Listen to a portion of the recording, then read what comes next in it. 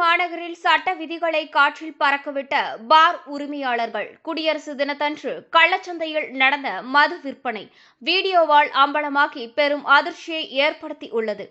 நாட்டின் 77வது குடியரசு தினத்தை முன்னிட்டு தமிழகம் முழுவதும் டாஸ்மாக் கடைகளுக்கு அரசு விடுமுறை அறிவிக்கப்பட்டிருந்தது. ஆனால் அந்த உத்தரவுகளை மதிக்காமல் கோவை சௌரிபாளையம் பகுதியில் உள்ள ஒரு டாஸ்மாக் பார் குடியரசு தினத்தன்று ரகசியமாக திறந்து வைக்கப்பட்டதாக கடுமையான குற்றச்சாட்டுகள் எழுந்துள்ளன.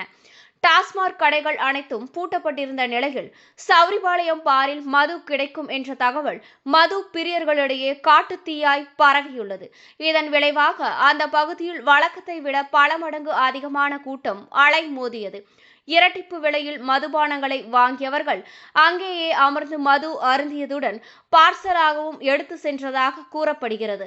இந்த சட்டவிரோத விற்பனை சம்பவம் அங்கிருந்த சிலர் தங்களது செல்போன்களில் பதிவு செய்து சமூக வலைதளங்களில் வெளியிட்டுள்ளனர். தற்போது அந்த வீடியோக்கள் வைரலாகி வருகிறது. அரசு விடுமுறை அறிவித்தாலும் அதிகாரிகளின் ஆசியுடன் இதுபோன்ற கள்ளச்சந்தை விற்பனை தடையின்றி நடக்கிறது என்று சமூக ஆர்வலர்கள் கடுமையாக சாடுகின்றனர்.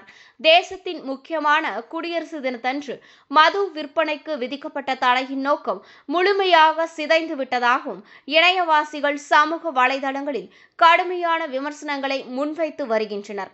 சட்டம் அனைவருக்கும் சமமா அல்லது சிலருக்கு மட்டும் விதிவிலக்கா என்ற கேள்வியும் இப்போது பொதுமக்கள் மத்தியில் எழுந்துள்ளது குறிப்பிடத்தக்கது.